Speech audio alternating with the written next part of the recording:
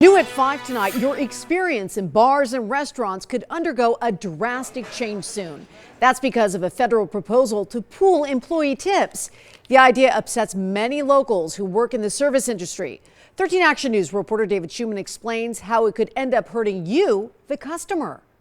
You know how it works. You get good service, you leave a good tip. Servers and bartenders, of course, know that too. I'm not getting tipped for the drink. I'm getting tipped for my personality and communicating with you. The system could be headed for a shakeup. A proposal from the Labor Department calls for tip pooling of employees who make at least minimum wage.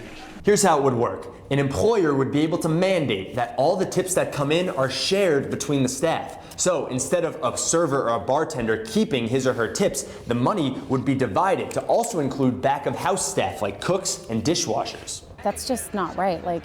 That's not the way it should be. You're the person dealing with the customer.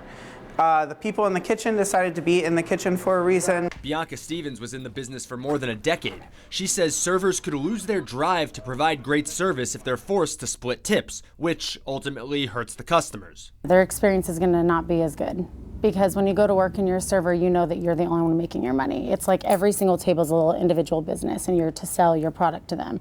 In the proposal, the Department of Labor writes that this move will reduce wage disparities and incentivize all employees to improve the customer experience. There is still to be a 30-day public comment period before the rule can go into effect.